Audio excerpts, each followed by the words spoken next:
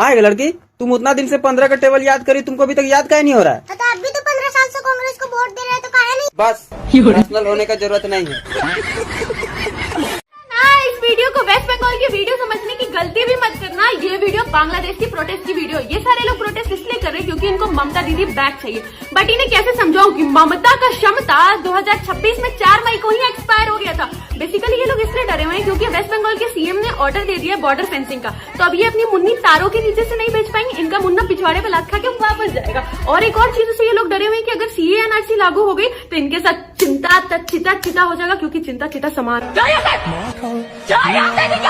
मेरे भाई लोगों, आप लोग दुनिया में बस इनसे सावधान रहना।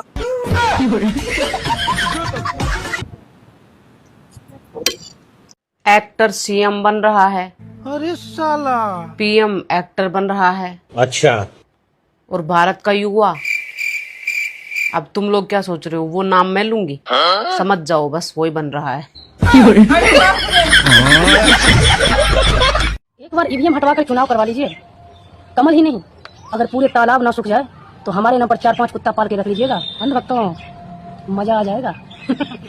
एक बार अपने पति के जगह अंधभक्तों को सुला कर देख लीजिए। केवल माजा ही नहीं, 6 महीने में बच्चा पैदा ना हुआ तो अंधभक्तों के नाम पे 4-5 कुत्ता पाल लीजिएगा। क्यों नहीं लंडी, मजा आ जाएगा। करा ली बेइज्जती।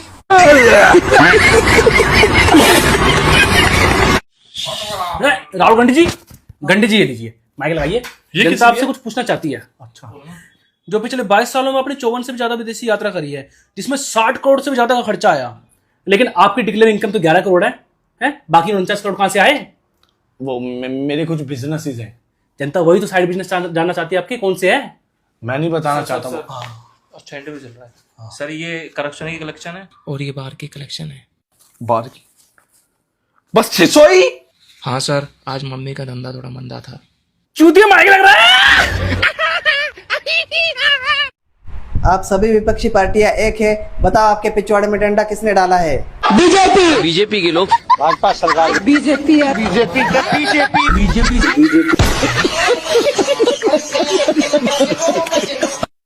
यदा यदा राहुलस्य नष्ट करत कांग्रेसा तदा तदा चमचस्य इज्जत गवाते युगे युगे।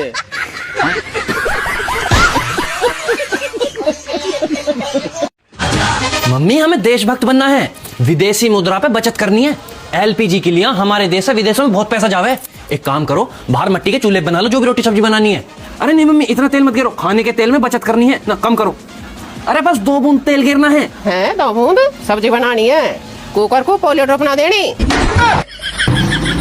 रुकिए, कहाँ जा रहा है? काम पे जा रहा हूँ।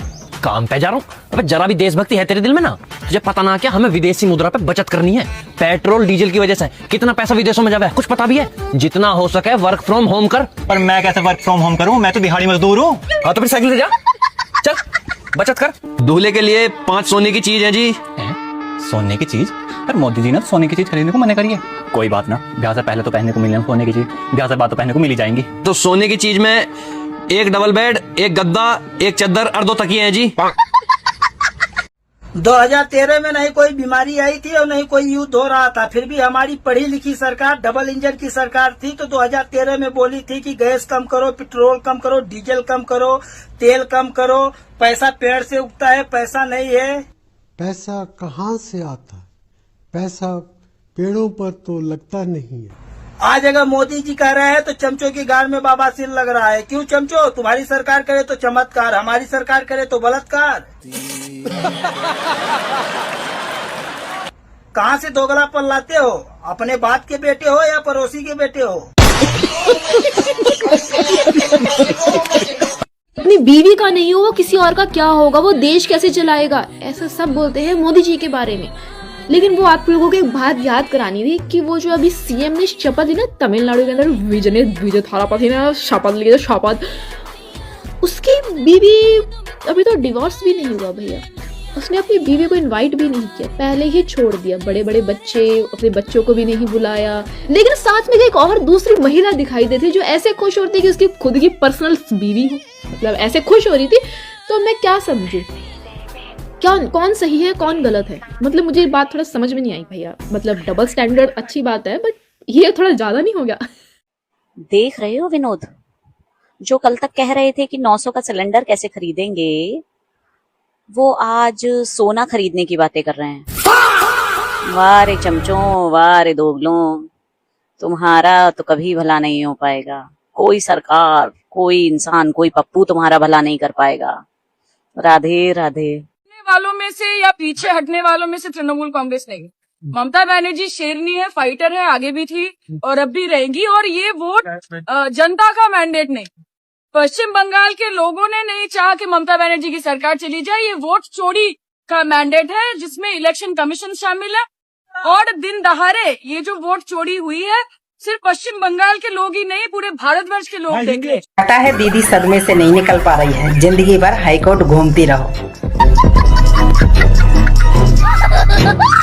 जनता ने हरा दिया, जनता ने नकार दिया, इसको इसकी औकात दिखा दी, लेकिन फिर भी विधानसभा में खड़ा होके आज ये कहता है कि सनातन को खत्म करना है। विजय थलपति, वो विजय थलपति के नाम से पूरा चुनाव लड़ा और मुख्यमंत्री बनते ही विजय जोसेफ बन गया। ये है इन लोगों की दोगलापंती। ये उदयनिधि स्टालिन सनातन को खत्म करेगा। ये सनातन इस देश की आत्मा है। सनातनियों ने ही तुम्हें यहाँ रहने दिया है, सनातनियों ने ही तुम्हें एक्सेप्ट किया है। एक बाहर से आया हुआ पंथ देश की आत्मा सनातन को खत्म करने की बात कर रहा है, और सनातनी हम इतने बेवकूफ हैं कि इसको कुछ नहीं कहते हैं। विजय थलपति वो भी चुपचाप सुन लेते हैं। क्यों? क्योंकि वो तो फादर वाले हैं। उनके बारे में कुछ कहते तो वो कोई रिएक्शन देते, वो उनको रोकते, वो कोई एक्शन लेते। लेकिन यहाँ बात हुई है सनातन की, तो वो क्यों रोकेंगे? ये है इन लोगों का दोगलापन। ये बाहर से आए हुए पंथ, ये बाहर से आए हुए मजहब हमारे देश में रह के, हमारे देश में प्रैक्टिस करके, हमारे देश के लोगों को कन्वर्ट करके, हमारे देश के सनातन को खत्म करना चाहते हैं। ये सनातन है जो तुम्हें बर्दाश्त कर रहा है, ये सनातनी है जो तुम्हें बोलने दे रहा है। किसी और कंट्री में, किसी और मजहब में, किसी और रिलीजन की कंट्री में जाके और उस कंट्री के रिलीजन को एक बार इस तरह से बोल के दिखाओ, औकात सामने आ जाएगी। क्योंकि ये सनातनी कहता है वसुदेव कुटुंबकम, ये सनातनी कहता है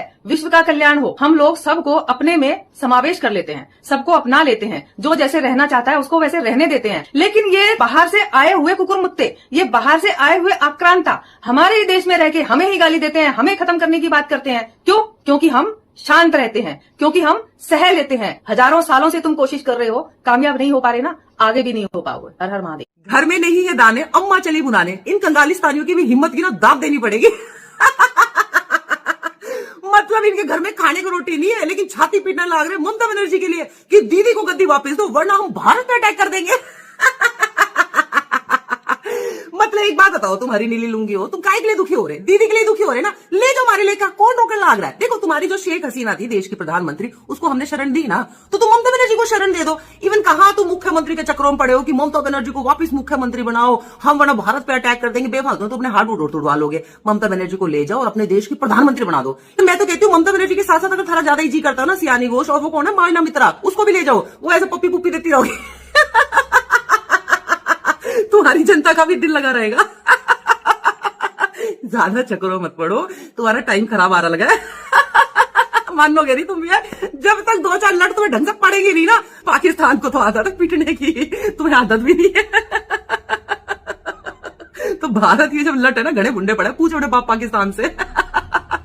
औकात में, औकात में। उधर पाकिस्तान को आटा खरीदने के लिए सोचना पड़ रहा है, और यहाँ हमारे प्रधानमंत्री हमें सोना खरीदने से रोक रहे हैं। और कितने अच्छे दिन चाहिए चमचो। जय श्री राम।